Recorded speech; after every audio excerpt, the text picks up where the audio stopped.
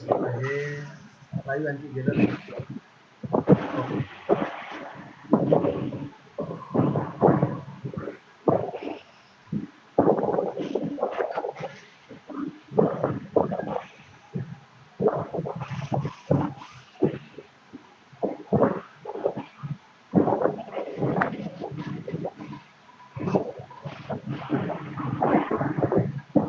Okay.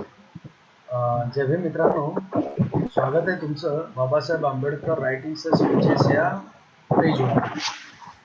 आणि यावर आमचा प्रयत्न आहे की बाबासाहेबांचे कोणते विचार आपण मांडताना त्याचा प्रत्येक शब्दाचा, प्रत्येक वाक्याचा, प्रत्येक विचाराचा बाबासाहेबांच्या लिखाणातून आणि बाबासाहेबांच्या भाषणातून रेफरन्स देऊन बोलावा, असा आमचा प्रयत्न आहे. त्याकरता आपल्या सोबत आहेत पवनकुमार शिंदे सर.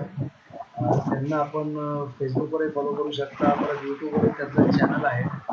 आणि त्यांना मी प्रश्न म्हणजे त्यांच्याकडून मी जाणून घ्यायचा प्रयत्न करतोय की what are the priorities of Ambedkarites. Ambedkarites म्हणून असणाऱ्या लोकांच्या प्रायोरिटीज काय आहेत.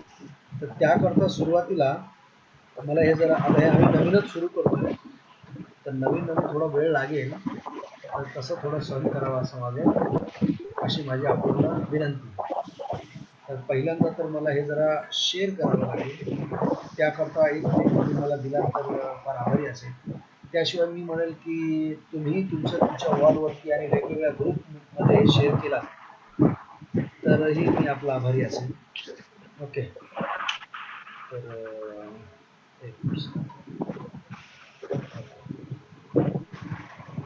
तर मग जास्तीत जास्त लोकांपर्यंत हे पोहोचेल आणि आपल्याला हे कंटिन्यू करता येईल. याशिवाय तुमचे काही सजेशन्स असतील तर ते आम्हाला सांगत चला.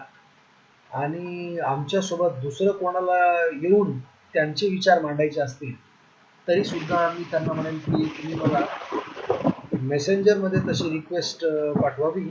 मी तुम्हाला आमच्या झूम ॲप्लिकेशनवरून जी आम्ही मीटिंग घेतोय त्याची लिंक पाठवेल, मग तुम्ही जॉईन करू शकाल. आमचा प्रयत्न आहे की रोज 4-4 व्यक्ती यावेत आणि हे 4-4 व्यक्ती रोज जसं न्यूज चॅनलवरती वेगवेगळ्या विषयावरती संवाद होत असतो, चर्चा होत असतात, तशा चर्चा आपल्या ह्या मोबाईलवरती व्हाव्या. तर तुमच्यापैकी कोणी त्या चर्चेमध्ये सहभागी होणार असेल तर आपलं स्वागतच आहे.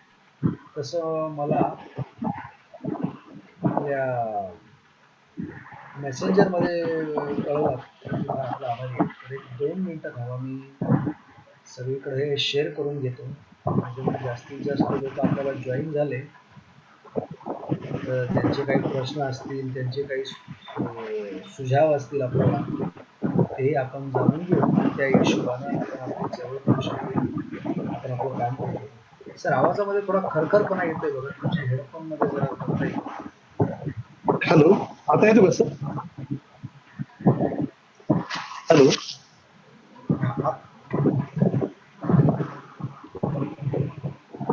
थोडा आल्यासारखा वाटतोय, जमत असेल तर बघावं. हा, एक मिनिट सर. हा, आता येत नाही बघा, आता येत नाही. हॅलो. हा, आता इको येतोय. ओके. नाही, आता ओके. नाही, हेडसेट चेंज करतो सर. हेडसेट जो आहे ना तो चेंज करतो. बरोबर.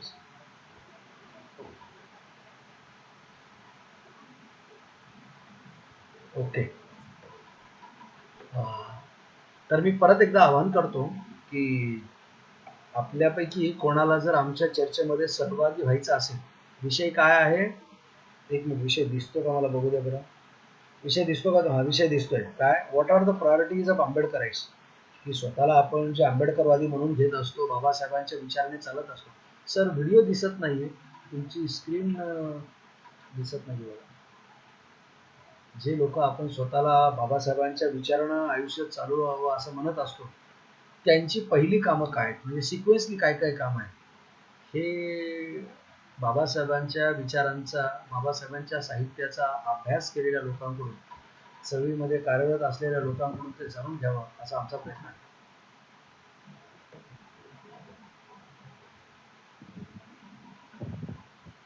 ओके सर, थोडं बोलाल का?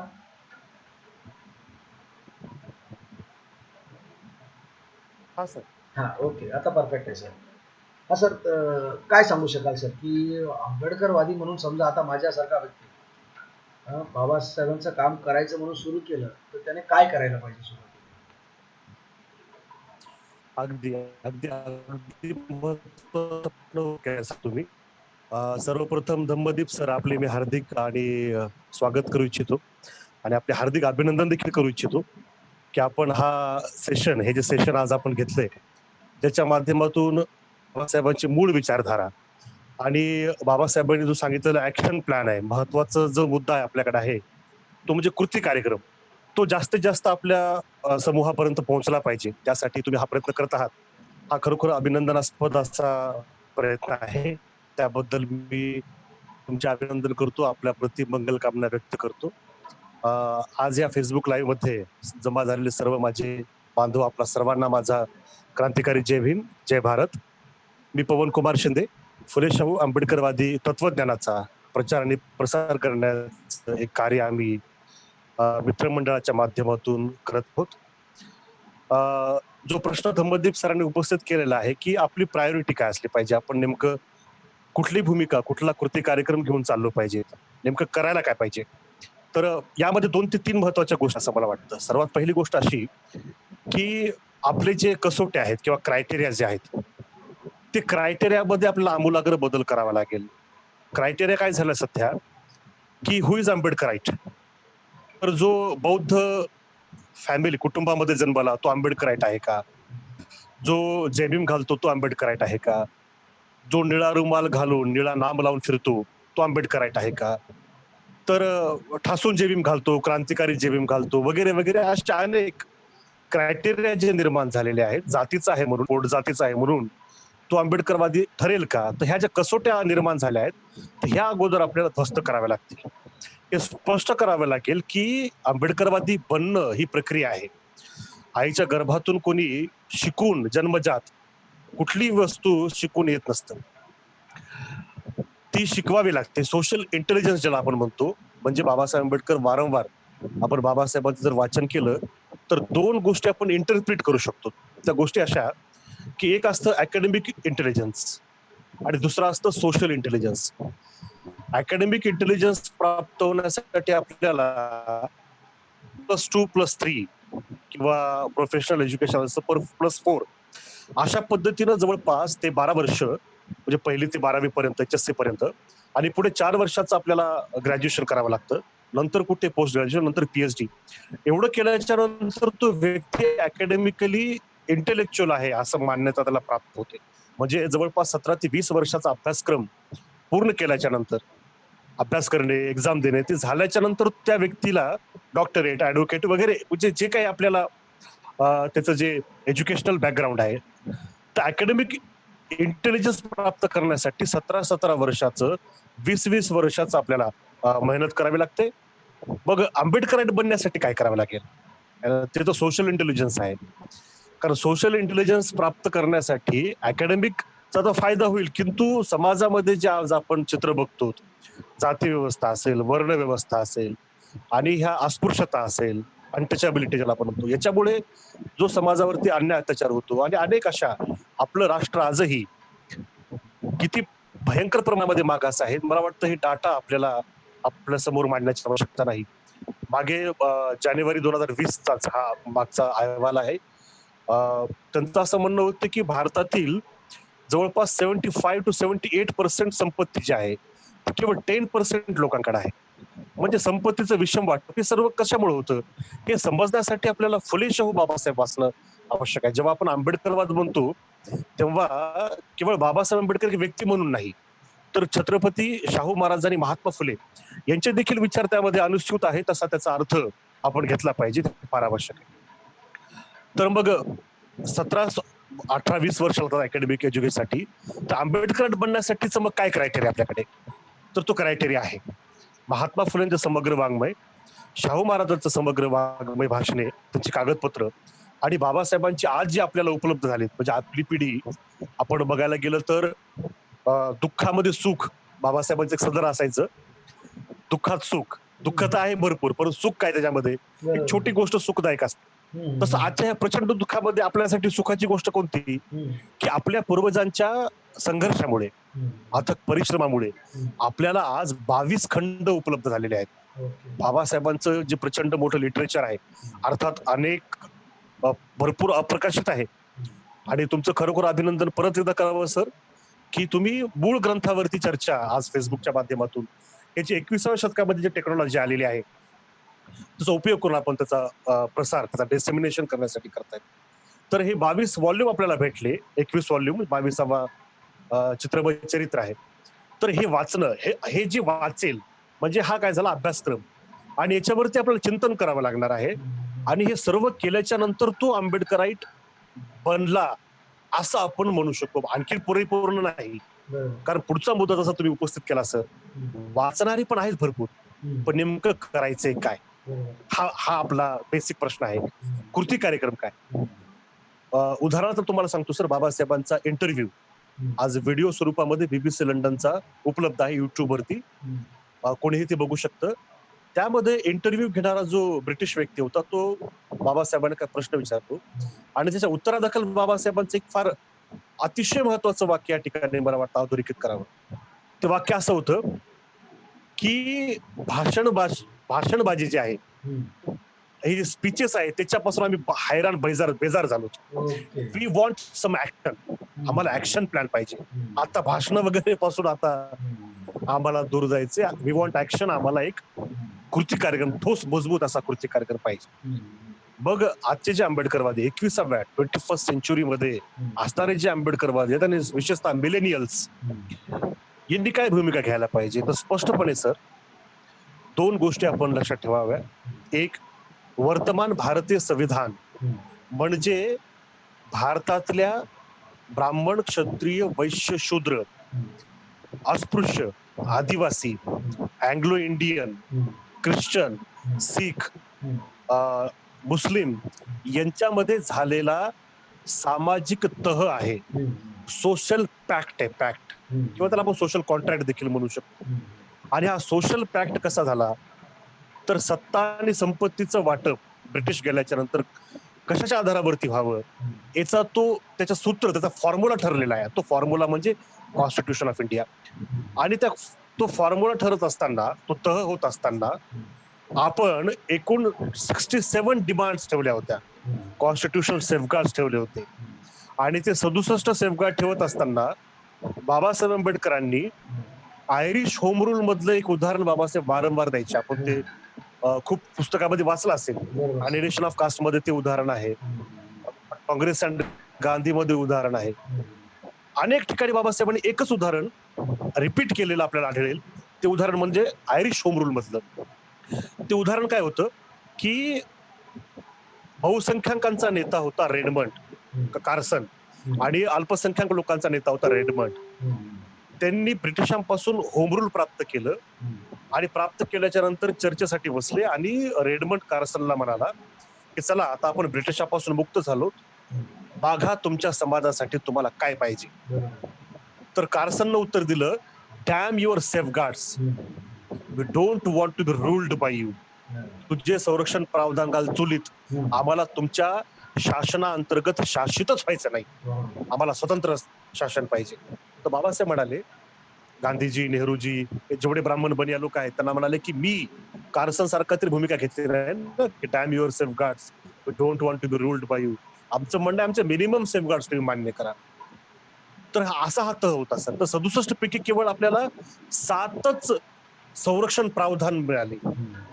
बाकी 60 प्रावधानांना आपल्याला बाजूला करावं लागलं, कारण तो तह होता. तेव्हाची परिस्थिती तशी होती. 7 कोणते? तर आपल्याला आर्टिकल 17 नुसार अस्पृश्यता रद्द करण्यात आली. 16(4), 15(4) नुसार आपल्याला शिक्षणामध्ये, नोकऱ्यामध्ये आरक्षण, 332, 331 नुसार आपल्याला राजकारणामध्ये आरक्षण झालं. 4 गोष्टी. बजेटमध्ये हिस्सा, आपल्याला नॅशनल कमिशन. तर अशा पद्धतीने आपल्याला केवळ 7 अधिकार मिळाले. 7 संरक्षण प्रावधान, अधिकार नाही आपण याला कॉन्स्टिट्यूशनल सेफगार्ड्स म्हणू. परंतु 60 मात्र उरले, आणि ते 60 जे उरलेले सेफगार्ड्स आहेत त्याच्यासाठी आपल्याला लढा उभारावा लागेल, संघर्ष उभारावा लागेल. ती भूमिका घेणं आजच्या 21व्या शतकातील आंबेडकरवाद्यांचं आद्य कर्तव्य आहे. ते त्यांच्यासाठी त्यांनी करणं आवश्यक आहे. कारण स्पष्ट आहे, बाबासाहेब आंबेडकरांनी आपण नानाचंद्र रत्तूचं ते ऐकलेलं आहे वारंवार, ते मी सांगतो आणि या ठिकाणी थांबतो. नानाचंद्र रत्तूंचं ते वाक्य आपण वारंवार ऐकलं असेल, बाबासाहेबांचा शेवटचा संदेश, की नानकचंद, हा समतेचा रथ मी एवढ्या संघर्षाने इथपर्यंत आणलाय.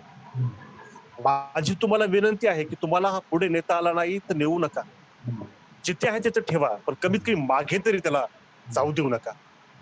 बघा, समतेचा रथ आहे तरी काय? तर समतेचा रथ म्हणजे 7 संविधानिक अधिकार. बाबासाहेब म्हणाले की ते 7 संविधानिक अधिकाराची मध्ये वाढ करा, 60 संविधानिक अधिकार टाका. प्राप्त परिस्थितीला टक्कर देण्यासाठी तुम्हाला लढावं लागेल. तो तो गाडा समोर घेऊन जाणं म्हणजे 60 अधिकार टाकणे. परंतु झाले काय सर? अतिशय खेदजनक म्हणावं लागेल. जे 7 अधिकार बाबासाहेबांनी एवढ्या संघर्षातून आपल्याला तहात प्राप्त झाले, तेच इंच बाय इंच आता बोथट करण्यात आले, संपवण्यात येत आहेत. काल परवा सुप्रीम कोर्टाचा निर्णय होता, जजमेंट होतं, की reservation is not a fundamental right. म्हणजे कोरी बकवास आहे. रिझर्वेशन फंडामेंटल राईट आहे आणि पार्ट 3 मध्ये आहे. तो पार्ट 3 मध्ये असणंच एक कॉमन सेन्स, कॉमन लॉजिकनं देखील कळतं की फंडामेंटल राईट आहे. परंतु ते का म्हणतात वारंवार फंडामेंटल राईट नाही? कारण हे 7 अधिकार त्यांच्या डोळ्यामध्ये चलत आहेत आणि ते संपवायचा प्रयत्न करतात. आपलं म्हणणं आहे, 60 अधिकारांसाठीची भूमिका आपण घेणं आवश्यक. हा sir, thank you. Thank you very much, thank you very much. एकदम सविस्तरपणे मांडलात आणि मी सगळ्या तुम्ही जे काही बोललात त्याच्या नोट्स काढायचा प्रयत्न केलेला आहे, ते वर्चुअल करत राहील मी. तर बऱ्यापैकी तुम्ही बोललात. आता मी माझ्याविषयी सांगायचं झालं तर माझं इंट्रोडक्शन द्यायचं झालं तर माझं नाव धम्मदीप सोनकर. मी तसा नांदेडचा आहे. माझी शाळा नांदेडमधून शिकलो, 11वी-12वी अहमदपूरमधनं शिकलो. मग COEP म्हणजे कॉलेज ऑफ इंजिनिअरिंगमधनं इंजिनियर झालो. त्यानंतर विशेष गोष्ट म्हणजे मी पास जरी झालो नाही तरी थोड्याफार पद्धतीत मला UPSCचा अभ्यास करता आला. हे मी का सांगतोय, तर हे UPSCचा अभ्यास म्हणजे हा सो कॉल्ड मेन स्ट्रीम अभ्यास म्हणून शिकवला जातो आणि आपण बाबासाहेबांच्या घरची लोक असल्यामुळं बाबासाहेबांचा अभ्यास करतो. आणि मला त्या वाचनात काय दिसलं की हे UPSC MPSCचा म्हणून जो भव्य दिव्य मोठा अभ्यास असतो, त्यात मोठा अभ्यास असतो, कळलं का? लोक त्यांनी बरेच हुशारे होतात, काही सामाजिक जागरूकही होतात, पण बाबासाहेबांच्या विचाराशी पाहिजे तेवढं त्यांची ओळख होत नाही, कळलं का? मग बऱ्याच वेळेला मी ते म्हणेल की ते नॉन आंबेडकराईटच राहतात आणि काही वेळेला पुढे जाऊन ते अँटी आंबेडकराईट होतात. कोणत्या भावनेनं? 2 भावनेनं. एक भावनेनं की आम्ही आता UPSC MPSCचा अभ्यास केलाय तर आम्हाला बाबासाहेब वाचायची काय गरज आहे, आम्ही तर सगळेच वाचू.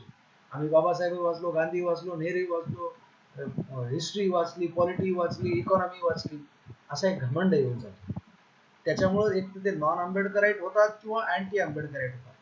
दुसरा मुद्दा कशाने ते नॉन आंबेडकराईट आणि अँटी आंबेडकराईट होतात माझं म्हणणं, नॉन आंबेडकराईट याकरता की त्या जे काही UPSCची म्हणून जे पुस्तकं असतात त्यामध्ये बाबासाहेबांविषयी म्हणजे बाबासाहेबांना असं नेमक्या ठिकाणी चाललेलं जातं. कधी 2च वेळा बाबासाहेबांना आणलं जाते.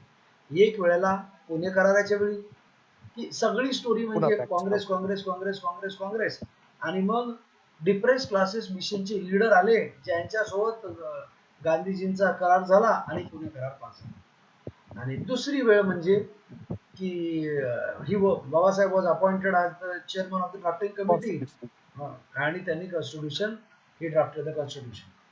त्याच्या जाऊन पुढे लईच वेळ काय, ओके, त्यांनी अनटचेबल्स साठी लढा दिला आणि he was a great leader of the untouchables.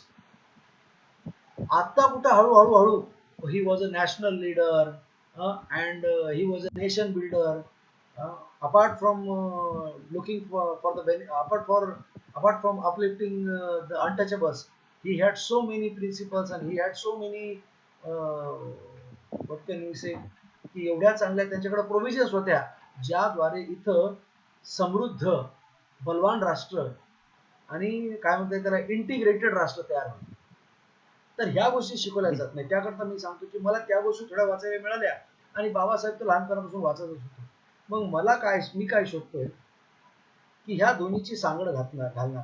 चला ह्या दोन्हीची नसला तरी किमान बाबासाहेबांच्या विचारांची आजच्या घडीला कशी गरज आहे हे सांगणारे कोण कोण आपल्याकडं विचारवंत आहेत ज्यांना माझ्यासारख्या व्यक्तीला फॉलो करा.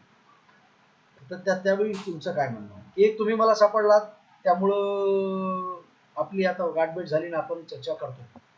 तर आता बघा UPSC करायचं म्हणलं तर माझ्यासारखा माणूस काय करणार? कोणतरी क्लास लावणार, कोणते तरी पुस्तक आणून वाचणार, कुठल्या शिक्षकाकडे जाऊन गायडन्स घेणार.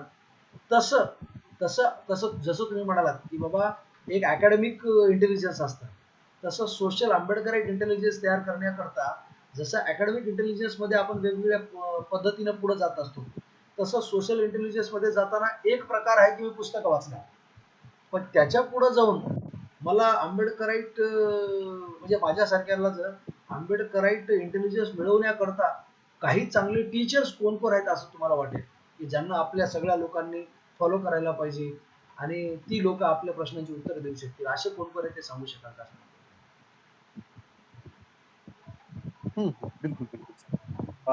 आंबेडकरिझम वरती जर आज आपण बघितलं फेसबुकवरती तर म्हणजे असं पर्टिक्युलरली नाव नाही घेता येणार सर मला, परंतु अनेक विद्यार्थी, अनेक आपले वरिष्ठ जण आहेत की ज्यांनी ज्यांचे फेसबुक वॉल आपण चेक केलं किंवा अनेक युट्यूब चॅनल देखील आपल्याकडे आहेत. अनेक नाही म्हणता येतील पण काही मोजके युट्यूब चॅनल आहेत. त्या माध्यमातून आपल्याला दिसतं. परंतु मला असं म्हणायचं या ठिकाणी सुचवायचे सर की आपण बाबासाहेब आंबेडकर जर समजून घ्यायचे असतील तर एक फ्रेमवर्क आपण वरिष्ठांकडून घेऊया की नेमकं फ्रेमवर्क मध्ये आपण बाबासाहेबांचं वाचन वगैरे करणं आवश्यक आहे किंवा कशा पद्धतीने आपण बाबासाहेबांना समजून घेण्यासाठी एक दृष्टिकोन आपण वरिष्ठांकडून किंवा ज्यांनी ऑलरेडी वाचन केलं त्यांच्याकडून घेऊ शकतो. परंतु मला असं म्हणायचंय आपल्या सर्व बांधवांना की आपण मूळ ग्रंथ वाचणं आवश्यक आहे. म्हणजे आम्ही काय सांगतोय यापेक्षा तुम्ही ते मुळातच वाचणं अतिशय आवश्यक आहे, कारण त्याशिवाय पर्याय नाही. आपल्याला जर एक दृष्टिकोन भेटायचा असेल तर BC कांबळेंचं जे 24 खंडांचं चरित्र आहे बाबासाहेबांचं, तर BC Kamble is one of the best चरित्र असं म्हणजे माझ्या वाचनामध्ये ते तुम्ही नक्की म्हणजे जे आज ऐकत आहेत तर BC कांबळेंचं चरित्र घेऊन वाचणं फार आवश्यक आहे. त्यानंतर क्रिस्टॉफ जॅफरलेट यांनी जे एक इंग्लिशमध्ये चरित्र लिहिलंय ते सुद्धा अतिशय सुंदर, ते देखील वाचणार. याच्यातून एक दृष्टिकोन आपल्याला दिसतो आणि त्याच्या माध्यमातून मग तुम्ही चेक करू शकता की कशा पद्धतीनं. उदाहरणार्थ आपल्याला आश्चर्य वाटेल सर की बाबासाहेब आंबेडकरांनी आणखीन एक आपल्या समोर ध्येय ठेवलं होतं. What Congress and Gandhi have done to the untouchables मध्ये ते आहे. स्पष्टपणे बाबासाहेबांनी सांगितले की सॉवरेन आणि फ्री जेव्हा भारत होईल, सार्वभौम आणि स्वतंत्र भारतामध्ये आम्हाला नेमकं काय घडावं वाटतं, तुमच्याकडे काय ब्ल्यू प्रिंट आहे भारत स्वतंत्र सार्वभौम झाल्याच्या नंतर, असा प्रश्न काँग्रेसला विचारला. काँग्रेसचं म्हणणं होतं की आम्ही तुम्हाला रोड देऊ, इलेक्ट्रिसिटी देऊ, डिस्पेन्सरी हॉस्पिटल देऊ, म्हणजे जेवढे सोशल अॅम्बिलिओरेशन सामाजिक प्रगतीचे, भौतिक प्रगतीचे सर्व तुम्हाला आम्ही साधनं देऊ. तर बाबासाहेबांनी स्पष्टपणे सांगितलं की भौतिक प्रगतीची साधनं तुम्ही द्याल, याच्यामध्ये फार मोठी गोष्ट आहे असं मला वाटत नाही. तुम्ही तेवढं देखील कराल का नाही याच्याबद्दल देखील मला शंका आहे. आणि आजच्या ह्या सिव्हिलायझेशनच्या काळामध्ये, जागतिक जे आज आपण ग्लोबलायझेशनचं म्हणतो, त्या काळामध्ये तुम्हाला त्या भौतिक सुविधांपासून नागरिकांना वंचित ठेवता येत नाही, ते तुम्हाला करावंच लागेल. मग आमचं म्हणणं नेमकं काय, आम्हाला काय पाहिजे? Speaking from the servile classes, शूद्र अस्पृश्यांच्या वतीनं बोलायचं झाल्यास काय घडावं, तर बाबासाहेबांनी एक वाक्य सांगितले sir, destruction of a Brahminism as a philosophy of life and as a social order. स्वतंत्र सार्वभौम भारतामध्ये ब्राह्मण धर्म जीवनाचं तत्वज्ञान म्हणून आणि समाजाचा आधार म्हणून समूळ नष्ट झाला पाहिजे, यासाठी आम्हाला प्रयत्न करायचा आहे. आणि तेव्हा खरा सार्वभौम आणि स्वतंत्र भारत झाला असं मला वाटेल. तर याबद्दल चर्चा होताना दिसत नाही सर. म्हणजे बाबासाहेबांच्या मूळ ग्रंथामध्ये आपण जसं जसं जाऊ आणि त्यातून तुम्हाला आश्चर्य वाटेल सर, राजकारणाचं गुन्हेगारीकरण, क्रिमिनलायझेशन आपण म्हणतो, तर राजकारणाचं गुन्हेगारीकरण काय होतं याचं बाबासाहेबांनी 10 पेजेस मध्ये विश्लेषण केलेले what Congress and Gandhi have done to the untouchables मध्ये. क्रिमिनलायझेशन काय होतं, त्यानंतर अल्पशिक्षित लोक, अशिक्षित लोक, ज्यांना आपण अंगठा बहादर वगैरे आपल्या भाषेमध्ये म्हणतो, हे लोक आपले राजकारणी म्हणून, आपले मंत्री म्हणून काय येतात समोर, याचं देखील विश्लेषण बाबासाहेबांनी त्यामध्ये केलेलं आहे. हे कशामुळे होतं, हे याच्या पाठीमागे कॉन्सन्ट्रेट एफर्ट आहे, याच्या पाठीमागे फार मोठं कॉन्स्पिरसी आहे ब्राह्मण बनियांची. ते गुंड प्रवृत्तीच्या लोकांना, अल्पशिक्षित लोकांना आपला नेता म्हणून, मंत्री म्हणून, कॅबिनेट मिनिस्टर वगैरे वगैरे का देतात, त्याच्या पाठीमागची जी कॉन्स्पिरसी आहे ती बाबासाहेबांनी त्यामध्ये 1946 ला लिहून ठेवलं सर. बरोबर सर. 1946 1947च तो ग्रंथ आहे. आणि क्रिमिनलायझेशनच्या चर्चा आपण आज करतो, कुठून झालं, काय झालं. करप्शन, भारतामध्ये करप्शन का होतं याची सुरुवात कुठून आहे, करप्शन मुळामध्ये निर्माण का झालं सर, म्हणजे वोट वगैरे खरेदी करणं, खरेदी विक्री सुरू आहे, ही आजची गोष्ट नाहीये, 1937 पासून आहे. बरोबर सर. एक्झॅक्टली. म्हणजे जेव्हा भारतामध्ये पहिली निवडणूक झाली, त्या निवडणुकीपासून सुरू आहे. बाबासाहेबांचं तर वाक्य असं होतं की 37ला करप्शन मध्ये हे बालवाडीत होते आणि आता 47 बाबांच्या निवडणुकीमध्ये हे आता फार पुढे निघून गेले असं मला दिसत आहे. म्हणजे अतिशय कमी प्रमाणात होतं असं करप्शन बद्दल विश्लेषण आहे. म्हणजे करप्शन घ्या, क्रिमिनलायझेशन घ्या, प्रत्येक गोष्ट घ्या, Brahmanical philosophy is a root cause, त्याचा रूट आहे. आणि ब्राह्मणिकल फिलॉसॉफीला कसं संपवायचं हा एक फार मोठा प्रश्न आपल्या समोर आहे. असं आहे. त्यामुळे मूळ ग्रंथ आपण वाचला पाहिजे. आणि जे B.C. कांबळेंचं, क्रिस्टॉफ जाफरले आणि अनेक जण आहेत आणि ते लक्षात येतं सर. म्हणजे आता नावं वगैरे घेणं ते हे होईल, परंतु आपण फॉलो करायला बरोबर पाहिजे. सर. B.C. कांबळे सरांचे मीही वाचायचा प्रयत्न केला. त्याच्यासोबत मला चांगदेव खैरमुळेंचे 12 खंड वाचायला मिळाले आणि ते मला अतिशय फायद्याचे वाटले सर. तुमचं कसं म्हणणं? हो हो हो. चांगलं भगवान खरबुडेंनी तर फार मायन्यूट म्हणजे बाबासाहेबांचं एक जीवनातील अनेक गोष्टींचं हे केलेलं आहे. पण B.C. कांबळेंचं आणि चांगदेव भगवान खरबुडेमध्ये फरक कसा आहे की B.C. कांबळेंनी बाबासाहेबांना एक कॉन्स्टिट्युशनल दृष्टीनं आणि जे पॉलिटिकल आपलं जे स्ट्रगल होतं का, कारण ते स्वतः ऑन फील्ड होते B.C. कांबळे. आणि चांगदेव भगवान खरबुडे कसे साहित्यिक होते. तर त्यांनी बाबासाहेबांचं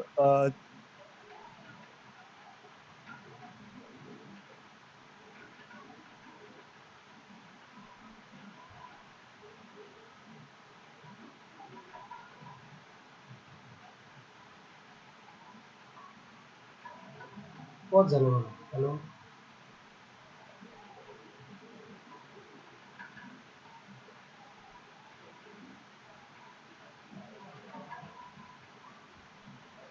हॅलो.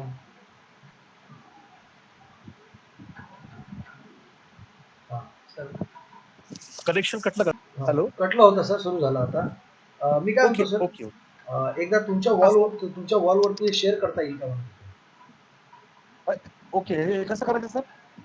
मी तुम्हाला काय करतो, याची लिंक. अच्छा, म्हणजे मी फेसबुकवर जाऊन करू का ते? हा. ओके, लगेच. मी तुम्हाला काय करतो, याची लिंक देतो, एक मिनिट. याची लिंक तुम्हाला मी मेसेंजर मध्ये टाकतो. एक मिनिट. ओके ओके, लगेच. आपण हे नवीन आहोत म्हणून थोडा वेळ लागेल, तरी सुद्धा बरेच लोक आपल्याला जॉईन झालेत. मी परत एकदा आवाहन करतो की जर इतर कोणाला जॉईन व्हायचं असेल आमच्यासोबत सरांना प्रश्न विचारायला किंवा आपली मतं मांडायला, तर आम्ही आपले फार आभारी असू. त्याकरता फक्त मला मेसेंजर मध्ये तुम्ही तशी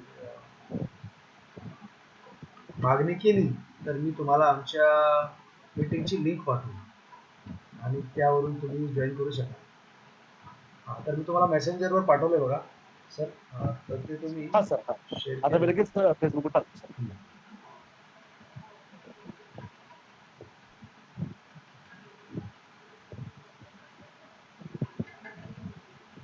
डन.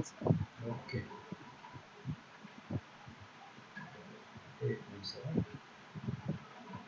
तर हा सर, तुम्ही सांगत होतात की B.C. कांबळे आणि चांगदेव खैरमुळेंच्या लिखाणामधला फरक.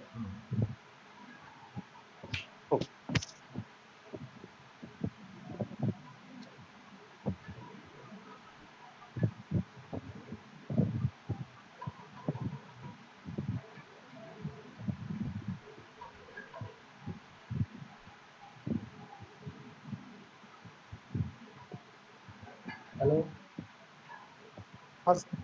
हा.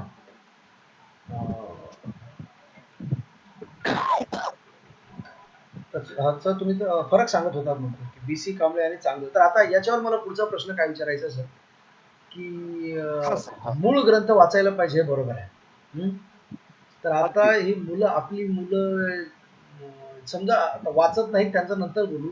जे वाचतायत त्यांनी आता वाचून काय करावं लागेल? वाचून आपल्याला जे ज्यांनी मूळ ग्रंथ वाचली त्या लोकांनी एकत्र येऊन त्यावर चर्चा करावी लागेल, नाही का? अगदी अगदी बरोबर सर. हां. त्याकरता मी शोधतोय, की त्याकरता बघा आता आपण दोघं एकत्र आलो, तर तर असे इतरांनी यावं आपल्यासोबत. याकरता तुम्ही काय अगदी आवाहन अगदी. करू शकाल? हा, बिलकुल बिलकुल सर. आता महत्वाचा मुद्दा असा आहे की जे मूळ ग्रंथांचे वाचक आहेत बाबासाहेबांच्या, फुलेंच्या, शाहूंच्या, ते एकत्र येणं फार आवश्यक आहे सर. आणि विचार मंथन, चिंतन, त्याचं विश्लेषण करणं सुद्धा फार अत्यंत आवश्यक आहे. यामध्ये एक मुद्दा मी सुचवू इच्छितो तो असा, की 22 म्हणजे 21 व्हॉल्यूम आपण जर बघितले, तर 21 व्हॉल्यूमचा आपण जिस्ट करून किंवा एक त्याचा फ्रेमवर्क तयार करून, एक दृष्टिकोन त्याचा, त्यामध्ये काय काय प्रमुख मुद्दे अधोरेखित करून आपण एखादा ट्रेनिंग सेशन सुद्धा करू शकतो सर. Exactly sir. म्हणजे केडरायझेशन, केडरायझेशन जे आपण म्हणतो, केडर काय झालंय, संघटनापुरते मर्यादित झाले, बरोबर. आणि ठीक आहे, केडरचं एक महत्व आहे, परंतु ते एक संघटन आणि संघटनचं केडर इथपर्यंत ते मर्यादित होतं, सीमित होऊन जातं.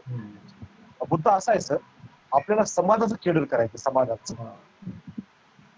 सोसायटीचं केडरायझेशन करण्यासाठी आपल्याला 2-2 एक दिवसाचे काही निवासी शिबिर देखील करता येतील असं, किंवा स्टडी सेंटरच्या माध्यमातून देखील या ग्रंथावरती चर्चा करून जिस्ट आपल्या विद्यार्थ्यांपर्यंत पोहोचवणे, हे देखील करता येईल. जसं की आता व्हॉल्यूम नंबर 14 आहे. व्हॉल्यूम 14 2 भाग आहेत सर. आणि व्हॉल्यूम 14चे 2 भाग येतात, जवळपास त्याच्यामध्ये पूर्ण हिंदू कोड बिल ची चर्चा, डिबेट, डिस्कशन आहे. आणि ते मुळामध्ये जर आपण वाचलं तर आपल्या लक्षात येईल की धर्मावरती जेव्हा आपण कायदा बनवतो तेव्हा काय अडचण येतात, किंवा कशा पद्धतीनं धार्मिक ज्या काही श्रद्धा आणि धार्मिक मुद्दे जे आहेत, जे डेमोक्रेसीला समाप्त करणारे आहेत, ते ऍज इट इज ठेवून, जसेच्या तसे ठेवून डेमोक्रेसी, लोकशाहीचा आपण महल बांधायचा प्रयत्न करत आहोत आजही. म्हणजे भारतीय समूह जो आहे हा 2 गोष्टींना संचलित होतोय आज.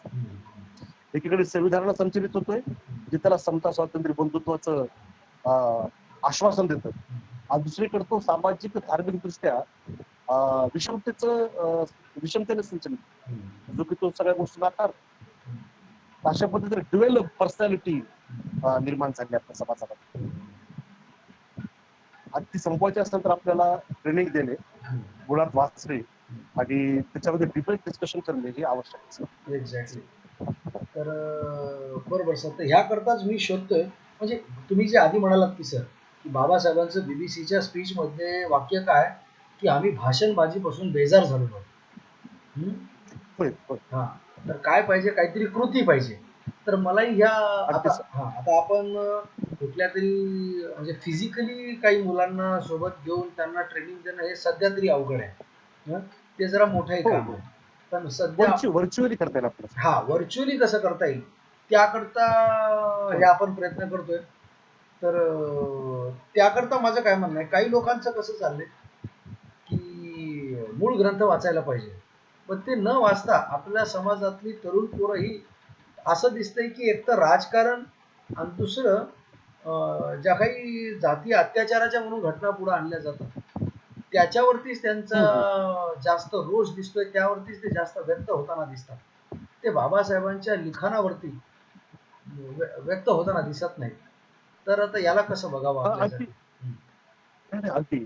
हे काय सर, मनुष्य ते मुद्दा कसा आहे, हे आता बिहेवियर जे असतो, जसं आपण बिहेवियरल सायन्स किंवा सायकोलॉजी जर आपण बघितले, अभ्यासली सर, तो हा स्वभाव दोषच आहे सर. माणूस आहे ना, हा माणसाचा हा स्वभाव दोषच आहे. जी तत्कालीन गोष्ट असते आमने सामने, किंवा जी लगेचच्या लगेच समोर दिसते, तर त्या गोष्टीवरून तो आडाखे तडाखे बांधत असतो. परंतु भविष्यामध्ये काय, त्याचा कसा विचार करायचा, 20 वर्षाची, 50 वर्षानंतर आपला समूह किंवा आपण कुठे असू, याबद्दल मात्र तो विचार करण्यास देखील तयार नाही. आणि अन्य अत्याचाराच्या घटना घडल्याच्या नंतर हे जे रोष निर्माण होतो, हा रोष निर्माण का होतो मुद्दामध्ये? कारण आपल्याकडे डिस्प्यूट सेटलमेंटसाठी हे जे अन्य अत्याचाराचं सेटलमेंट व्हायला पाहिजे, न्याय मिळायला पाहिजे, त्यासाठी जी मशिनरी तयार केली ती मशिनरीच हॅक झालेली आहे. Okay sir. म्हणजे करप्शन आपण बघितलं किंवा कास्टिझम, कास्ट फॅक्टर, हे सर्व मग काय होतं तर तो रोष जो आहे तो मग अशा पद्धतीने निघतो बाहेर. अर्थात आता काही टिकटॉक वरती वगैरे अतिशय गलिच्छ शब्दामध्ये जे काही लोक करतायत ना, काही मुली आणि काही मुलं, त्याचा तर आपण जितका निषेध करायला पाहिजे. मुळामध्ये हे आंबेडकरवादी नाहीतच. आणि सर्वात महत्वाची गोष्ट, 56ला बौद्ध बनल्याच्या नंतर महार असण्याचा कुठला गर्व? महार असण्यामध्ये गर्व असता तर बाबासाहेब बौद्ध धर्म का दिला आपल्याला? हा साधा विचार देखील, साधा लॉजिक, कॉमन सेन्सची गोष्ट आहे की महार हा शब्द काही गर्ववाचक नाही, तो गुलामीचं द्योतक आहे. आपल्याला आश्चर्य वाटेल सर, अनेक लोक मुद्दा सांगतात की महाराष्ट्राचे नाव महारावरून पडलेलं आहे, परंतु बाबासाहेब आंबेडकरांनी हू वेअर द महार्स हा जो शोध प्रबंध लिहिलेला आहे, व्हॉल्यूम नंबर 17 भाग 2 मध्ये उपलब्ध आहे. अस्पृश्य मूळचे कोण, शूद्र मूळचे कोण आणि महार मूळचे कोण देखील बाबासाहेबांनी लिहिलं होतं. आणि त्यामध्ये बाबासाहेब सांगतात की महाराष्ट्राचे नाव महारावरून पडलेलं नाही, महार हे नाव आताच आहे, म्हणजे 200-300-400 वर्षापूर्वीच. महार या शब्दाचा पहिला उल्लेख ज्ञानेश्वरीमध्ये होतो आणि महार शब्दाचा कुठल्याही गर्वासोबत संबंध नाही, तो नीच शब्द आहे, असं बाबासाहेबांचं म्हणणं आहे. मग महार असण्यामध्ये काय, कसला गर्व? भीमा कोरेगावला जे युद्ध झालं ती महार रेजिमेंट नव्हती. अनेक लोकांना वाटतं महार रेजिमेंट लढली, महार रेजिमेंट नाही, ते सेकंड पुन्हा हॉर्स आणि बॉम्बे नेटिव्ह इन्फंट्री होती. अच्छा, ओके. महार रेजिमेंट तर नंतर निर्माण झालेली, पण हे लोकांच्या डोक्यामध्ये इतकं जातीचं जो समूह, फुले शाहू आंबेडकरवादी समूह, जो बौद्ध समूह जाती अंताची गोष्ट करतो, जाती समूळ नष्ट करण्याची गोष्ट करतो आणि तोच महार असण्याचा गर्व बाळगतो, याच्यापेक्षा महाभयंकर गोष्ट कोणती सर? म्हणजे हे कॉमन सेन्सच्या गोष्टी देखील आपल्या विद्यार्थ्यांच्या लक्षात येत नाहीत. याचा अर्थ आपण चाललोत कुठं, हा भयंकर प्रश्न आहे सर. त्यामुळे काय की कृती कार्यक्रम म्हणून आपल्या आता करायचं जर असेल आपल्याला, तर आपल्याला सांगावं लागेल आपल्या विद्यार्थ्यांना की आज जर तुम्हाला किंवा पुढच्या भविष्याचा जर आपल्याला विचार करायचा असेल तर बाबासाहेबांनी दिलेला मार्गच आपल्याला अवलंबावा लागेल. स्पष्टपणे आपल्याला सांगावं लागणार आहे.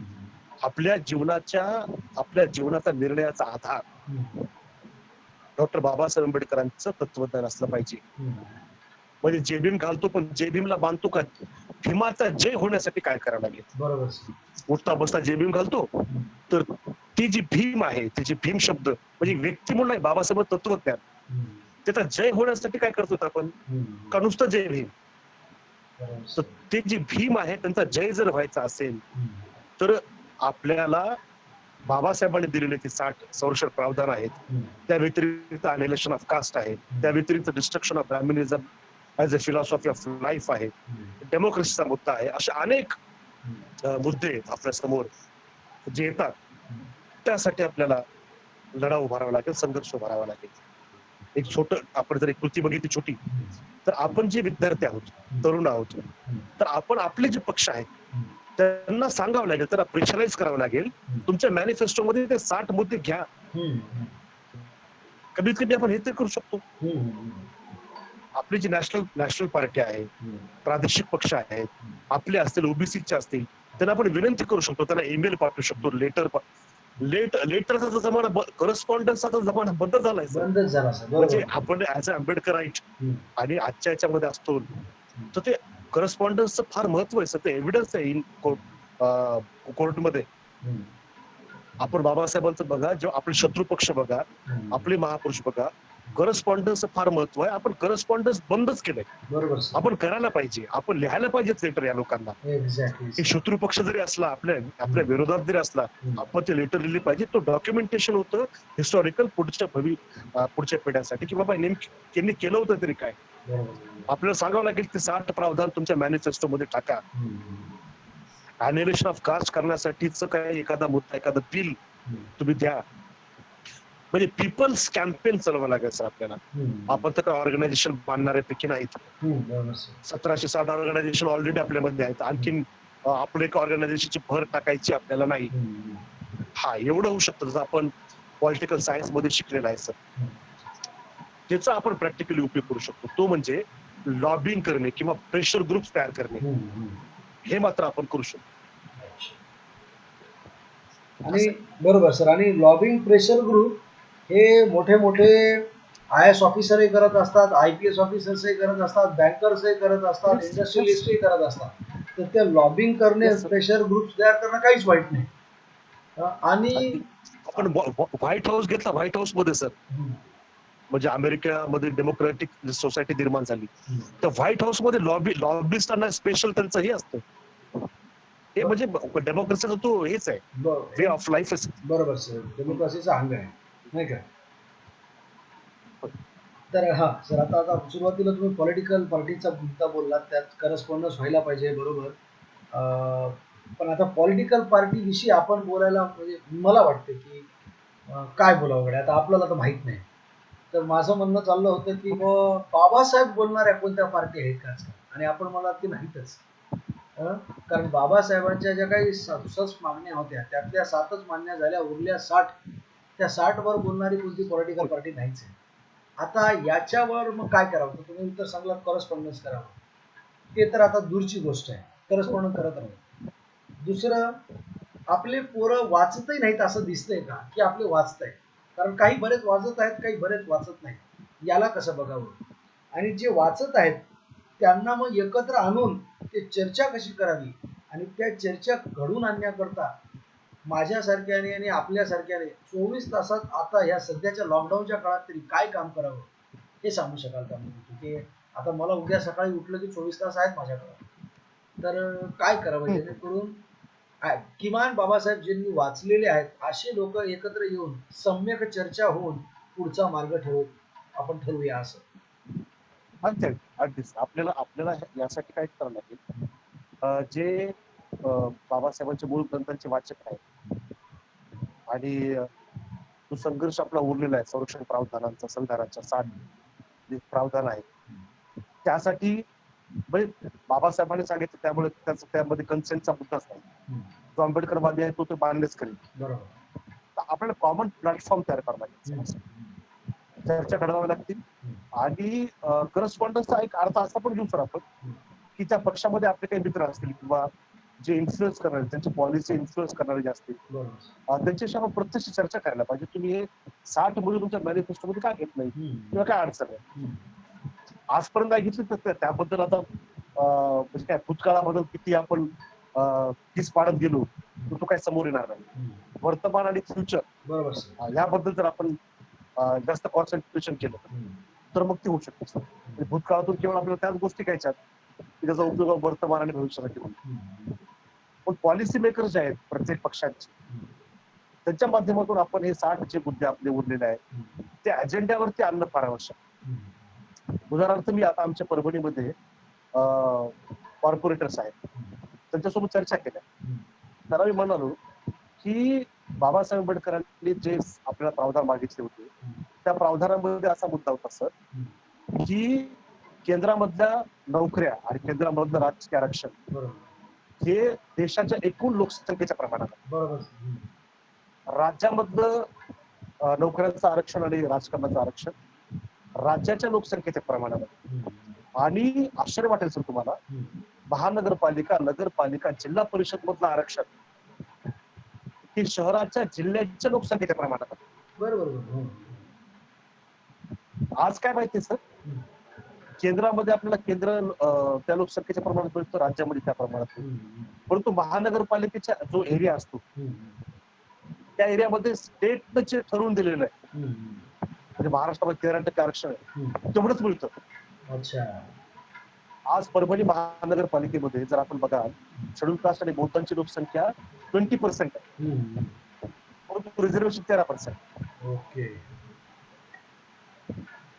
जर बाबासाहेबांची हे जर संरक्षण प्रावधान मान्य केलं असतं तर कल्पना करा सर, मुंबई असेल, नागपूर असेल, ज्या ज्या ठिकाणी शेड्यूल कास्ट आणि बहुतांची लोकसंख्या आहे 30%, 35%, तर त्या त्या ठिकाणी त्या प्रमाणात त्यांना त्या नगरपालिका, महानगरपालिका, हम्म. जिल्हा परिषदमध्ये, हम्म. इन ऑल स्थानिक स्वराज्य संस्थांमध्ये हम्म. 35% वाटा भेटला असता. वा वा वा, हे खरंच महत्वाची कमीत माहिती कमी त्या सांगितली ठिकाणी सर. तरी ते हम्म. हा त्या मग हे सगळं संरक्षण प्रभागामध्ये उरलं सर. हे याच्याबद्दल कोणी बोलायला तयार नाही. हम्म.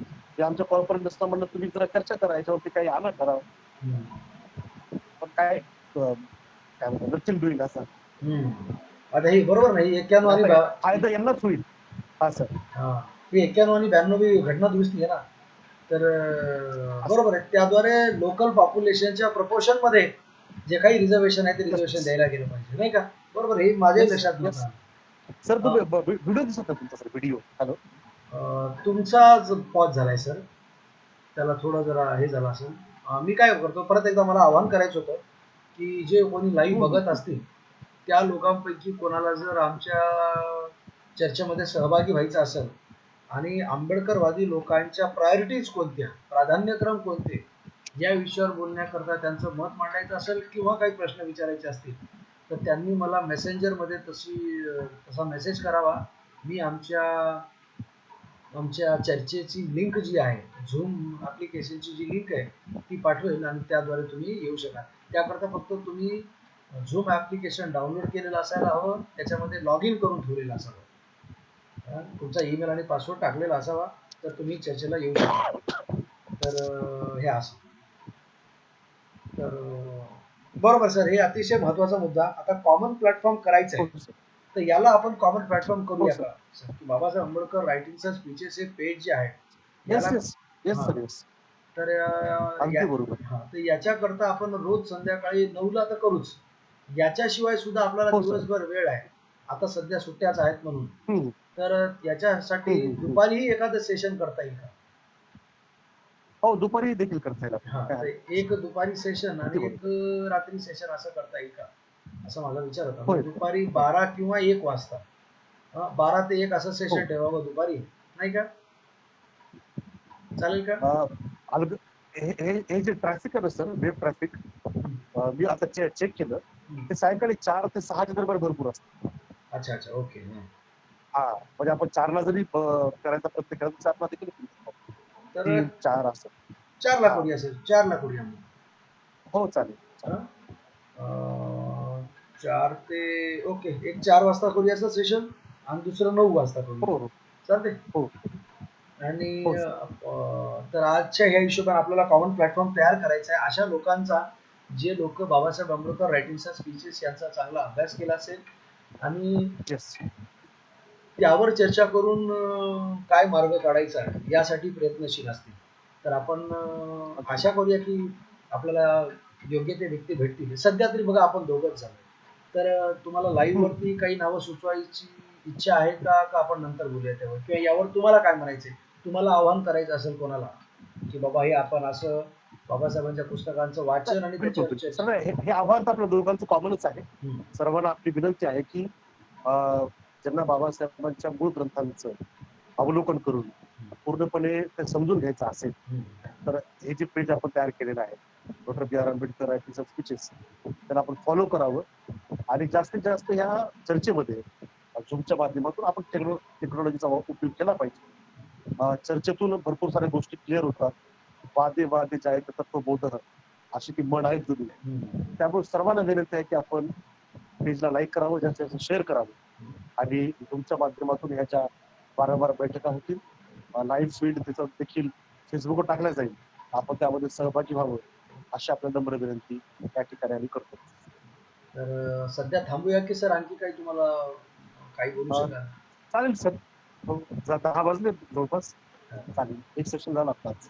ओके सर, तर आपण इथे आलात त्याबद्दल अभिनंदन तर आहे, धन्यवाद तर आहेतच, पण त्याच्याहून महत्वाचं म्हणजे आता हे आपलं कर्तव्य, कामच, आपलं कर्तव्य सर सर्वांचं. कर्तव्यच आपल्या दोघांचे.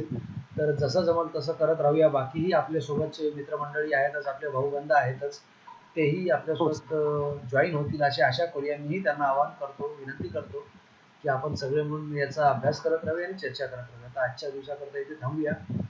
उद्यापासून रोज संध्याकाळी 4 वाजता एक सेशन आणि रात्री 9 वाजता दुसरं सेशन, अशा 2 सेशन मध्ये आपण चर्चा करूया, असं असं माझं म्हणणं. ओके, तर हो सर. धन्यवाद आणि जय भीम. जय भीम, जय महाराष्ट्र. जय भीम, जय महाराष्ट्र.